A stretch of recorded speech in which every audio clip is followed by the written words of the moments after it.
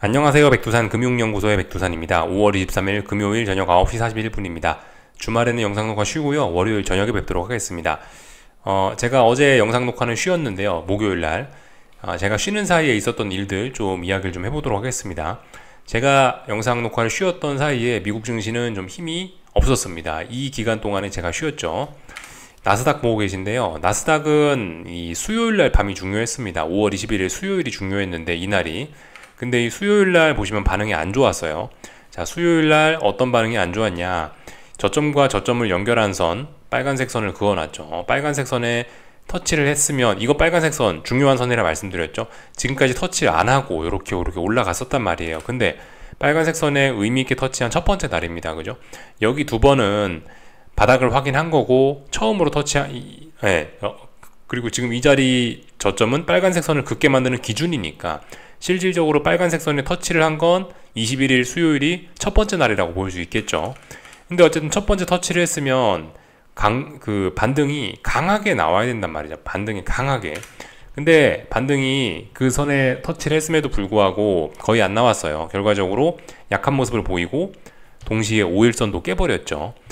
이 수요일 날 힘이 약했고 목요일 날은 그거를 어떻게 아니면 목요일 날 빨리 이걸 회복했으면 되는데 수요일 날 분위기가 확 꺾여 버렸고 목요일 날 그걸 회복하지 못했습니다. 그래서 힘이 약한 상황이고요. 그리고 이제 지금 현재 미국 증시가 아직 시작한 건 아닌데 트럼프가 유로존과 또 관세 전쟁을 시작하는 뭐 그런 발언을 해가지고 또 지금 급락을 하고 있죠. 그래서 일단 이 빨간색 선을 이 이틀간 수요일 목요일 제가 그 녹화를 쉬었던 이 목요일 하루 동안 이 자리를 확인을 했는데 결과적으로 빨간색 선을 붕괴시킨 겁니다. 빨간색 선을 붕괴시켰다라는 건 어떤 의미가 있죠? 기간 조정이 여기였죠. 여기를 붕괴시키면 기간 조정이다. 근데 이 기간 조정에서 이제 가격 조정으로 발전이 된 겁니다. 가격 조정으로 발전할 가능성이 높겠죠. 물론 아직 미국 증시 시작을 안 해서 어떻게 될지 모르겠는데 또 오늘 밤에 호재가 나와서 또 다시 장대 양봉으로 튀어오르면 모르겠는데 일단 그러긴 좀 어려워 보이고 그렇다면 가격 조정이 좀 깊어질 수 있겠죠. 그죠? 미국 증시 가격 조정 생각을 하셔야 되겠습니다. 기간 조정으로 잘 버티던 미국 증시인데 가격 조정으로 발전을 하려고 하는구나. 가격 조정으로 조정이 심화되려고 하는구나. 라는 생각을 하셔야 되겠습니다. 여전히 근데 공식적인 어떤 정석적인 대응은 눌림시 매수입니다. 말씀드렸죠. 그죠? 지금 나스닥은 어떻게 봐야 된다고요? 일단은 박스권을 기본 시나리오로 봐야 된다. 말씀을 드렸는데 이 위쪽에 찔끔 아래쪽에 찔끔 튀어나온 건 일단 제껴놓고요. 대략적으로 이 정도 범위 내에서 나스닥이 뭐 답답한 움직임을 보일 거다라는 게 일단 기본 시나리오라고 말씀을 드렸는데 왜냐면 그죠 지금 상황에서 바로 이걸 뚫고 위로 올라갈 만한 그런 상황도 아니고 그렇다고 이걸 당장 아래쪽으로 뚫고 갈 만한 큰 위기가 있는 상황도 아니고 그렇기 때문에 답답한 구간 생각하셔야 되겠는데 근데 그래서 눌림시 매수 계속해서 어쨌든 올라가는 단기 상승세가 강하기 때문에 눌림시 매수가 정석이라 말씀을 드리는데 답답한 구간 안에서 여기서 눌림시 매수 해봐야 상승에 대한 목표치를 크게 갖고 갈 수는 없겠죠. 그죠? 많이 올라봐야 정고점 생각할 거 아니에요. 그러니까 눌림시 매수를 생각하긴 하는데 보수적인 접근이 좀 필요하다 이겁니다. 그래서 가격 조정이 좀 심화될 수 있겠구나라는 생각을 좀 하셔야 되겠습니다.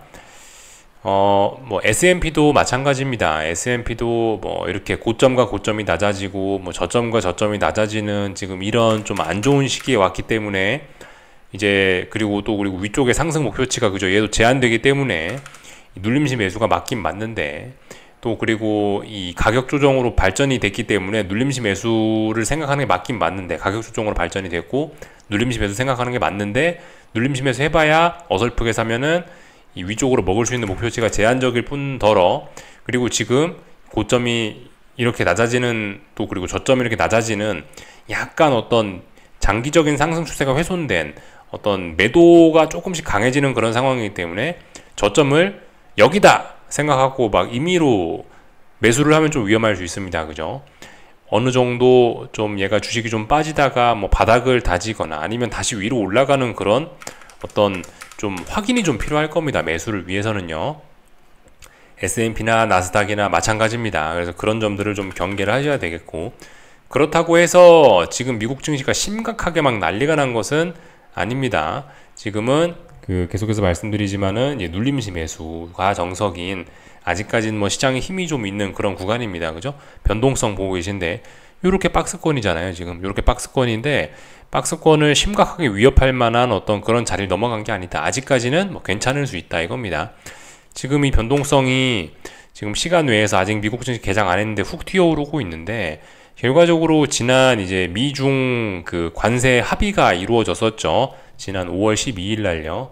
그날 이제 이 변동성이 훅 갭하락으로 죽었단 말이죠. 이 갭을 메우는 오늘 그냥 이제 그런 움직임이라 가지고, 사실 하여튼 지금 미국 증시가 뭐 심각하게 큰일 났다 이렇게 보기는 아직까지는 좀 어렵습니다. 비록 오늘 저녁에 분위기가 좀 안 좋고 급락할 수 있을지도 모르겠지만, 미국 증시가 어쨌든 아직까지 뭐 긍정적인 시나리오로 좀 보긴 봐야 됩니다. 답답한 구간, 그리고 눌림시 매수, 뭐 아직 이런 생각을 하는 게 좀 맞겠습니다. 그죠? 다만 이제 이 와중에도 좀 힘이 많이 빠진 것들이 분명히 있을 거예요. 반도체 같은 것들, 그죠? 반도체는 어떻습니까? 고점이 낮아지고 이번에 좀 잘 생각하셔야 되는 게, 반도체는 요렇게 답답한 구간이었잖아요. 그죠? 근데 이 답답한 구간을 이번에 와장창 붕괴시키면서, 그래도 고점의 높이가 지난번에 여기 이렇게 비슷비슷했는데, 이번에 도토리 키재기가 아니란 말이에요. 고점이 확 낮아졌단 말입니다. 이거 좀 반도체 지수는 추세적으로 꺾이는 게 아닌지 생각을 좀 해봐야 됩니다. 이 반도체 지수 이런 거는 이미 보시면 이런 이평선들이 좀 아래쪽으로 이미 고개를 숙이고 있죠. 완전 역배열 뭐 거의 뭐 직전 정도까지 지금 와가는 그런 모습이라서, 이거 뒤집어서 보면 어떤가요? 뒤집어서 보면 하락 추세가 상승으로 전환되는 거죠. 그죠? 다시 정상적으로 보면 상승에서 하락으로 전환되는 그런 상황일 수 있기 때문에, 이 미국 반도체 지수 이런 거는 특히 조심을 하셔야 되겠습니다. 사실 이제 반도체 지수 이런 건 이제 반등시 매도 뭐 그런 걸 한번 좀 생각할 때가 아닌가 싶긴 합니다. 전략이 미국 나스닥이나 S&P는 그래도 뭐 눌림시 매수 그런 이야기 했었잖아요. 근데 이런 반도체 지수 이런 거는 좀 반등시 매도 요런 게 더 정석일 수 있습니다. 전반적인 이야기들 좀 드려봤고요. 이제 제가 어제 영상 녹화 쉬었는데, 어제 저녁에는 이렇게 보시다시피 채권이 생각보다 좀 괜찮았습니다. 튀어 올랐습니다. 하여튼 지금 생각하셔야 되는 게, 채권 30년물 국채 선물 보고 계시는데, 30년물 미국 국채 보고 계시는데, 이번 주였나요? 이번 주였죠? 그죠? 신용등급 강등이 되면서 미국 국채 시장이 이렇게 충격을 받은 이번 주다, 이렇게 생각하시면 되겠습니다.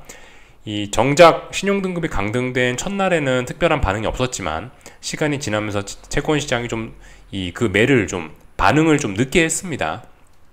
그래서 채권이 줄줄줄줄 흘러내린 하루였고, 어제 같은 경우는 그래도 채권이 상승을 했는데요. 뭐 특별한 이유는 없었지만, 제 생각엔 단기 낙폭 과대 이런 걸로 인해서 좀 채권이 상승한 것 같긴 합니다.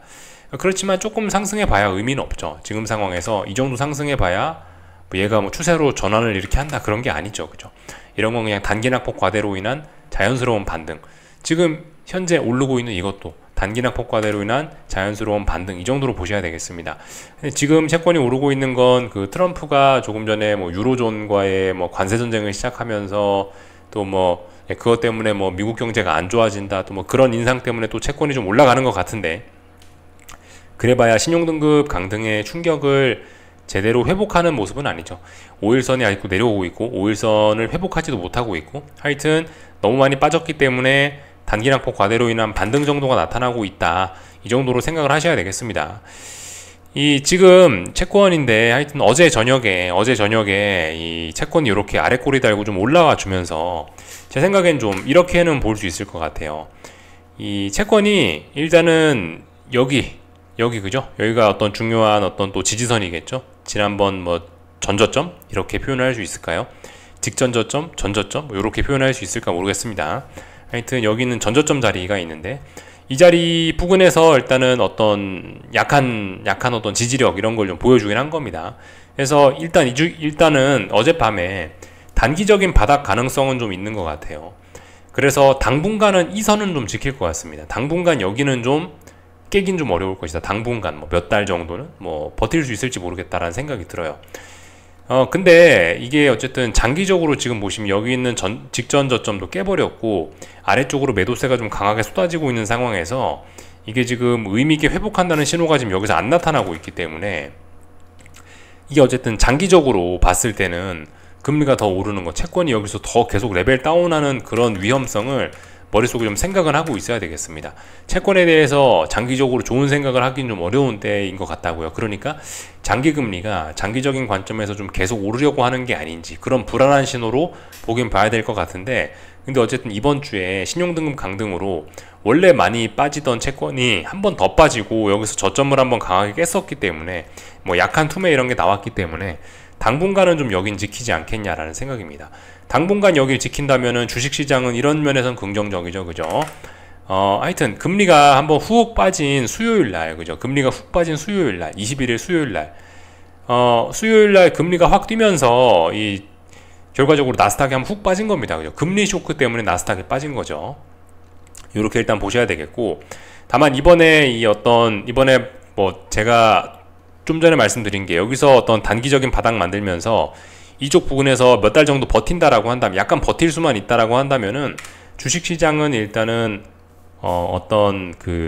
주식시장은 당분간은 좀 금리 때문에 빠지지는 않을 수도 있다는 거죠. 그죠? 좀 전에, 그죠? 금리가 한번 훅 오르면서 수요일날 밤에 나스닥이 결국 빠진 거잖아요. 근데 뭐 어쨌든 뭐 트럼프가 다시 뭐 유럽과 관세 전쟁을 시작한다 어쩐다 저쩐다 하면서 금리가 어쨌든 조금이라도 떨어져 준다면은 금리로 인한 주식시장의 걱정은 좀 사라질 수 있다. 물론 근데 관세가 계속 심각해지면은 주식시장 계속 더 빠질 수 있겠죠. 아무튼 지금은 관세 때문에 주식시장이 빠지는 거고, 수요일날은 금리 우려 때문에 주식시장이 빠진 거죠. 그죠? 요렇게 좀 생각을 하셔야 되겠습니다. 채권에 관련된 이야기도 좀 드린 것 같고, 그죠? 장기적으로는 더 레벨 다운되면서 하락 추세가 진행될 가능성을 생각해야 된다는 거 말씀드렸지만, 이 기술적인 측면에서 봤을 때는 이 거래량도 좀 한번 좀 많이 쏟아 나오기도 하고, 그래서 일단 적어도 이 정도 라인은 당분간은 지키지 않을까라는 생각을 하고 있습니다. 그렇다면 금리 때문에 주식시장이 속 썩는 일은 좀 없어질 수도 있겠다라는 그런 생각 정도 하고 있고요. 하여튼 신용등급 강등 이후로 달러 약세 꾸준히 또 진행되고 있습니다. 달러 약세, 유로화 강세, 이런 점은 그러니까 미국 경제가 박살나는 것만 아니면 이런 달러 약세는 한국이나 뭐 하여튼 그 미국을 제외한 세계 증시엔 이런 건 긍정적인 요인일 수 있습니다. 이런 점들 뭐 가볍게 좀 보시면 될 것 같고, 국제유가는 답답한 구간, 구리도 답답한 구간, 뭐 금값도 뭐 그냥 답답한 뭐 그런 구간에 와 있습니다. 이 정도 살펴보면 될 것 같고요. 한국 증시 내용 조금만 좀 더 보자면요. 한국 증시는 계속해서 일단 이 코스피는 바닥을 못 잡고 있습니다. 코스피는 계속 질끔 빠지고 있는 거죠. 똑같습니다. 그죠? 이 22일 수요일 날에 미국 금리가 올랐다, 장기 금리가 올랐다라는 이유로 빠졌고요.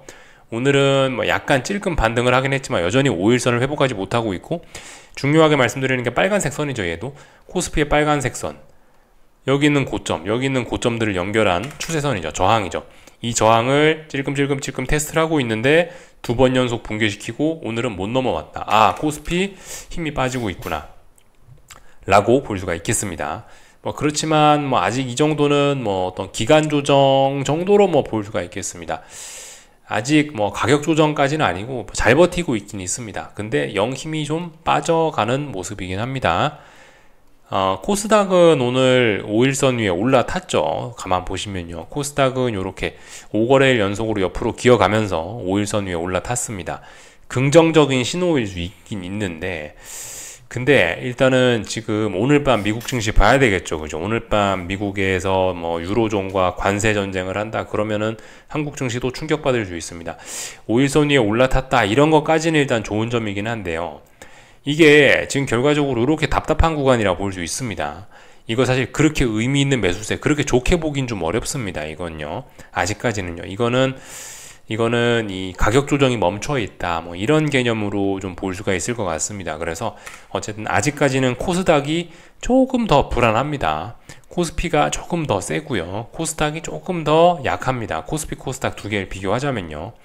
그래서 하여튼 둘 다, 코스피나 코스닥이나 둘 다 아직도 그 조정이 지속 중인 그런 흐름이 나타나고 있습니다.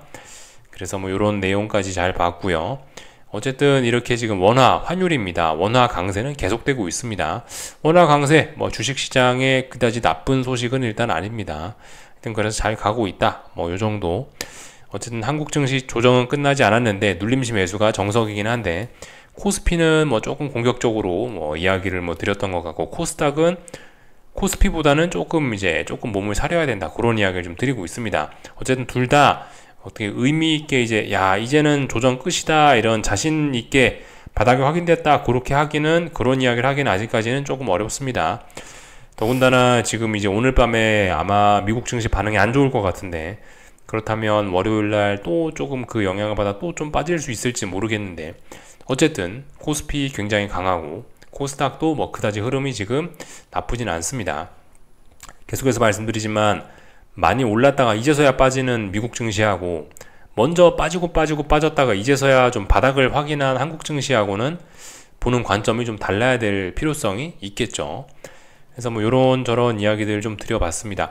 이 삼성전자가 하여튼 굉장히 좀 위험합니다. 뭐 계속해서 말씀드렸다시피 삼성전자는 빨리 6만원을 넘어가야 좋게 볼 수 있다 이건데, 이번에 결과적으로 이런저런 핑계로 인해서 지금 여기서도 또 이걸 못 넘어가고 빠지고 있고, 다시 여기 직전 저점 자리까지 내려왔으면 이거 진짜 삼성전자는 영 힘이 없습니다.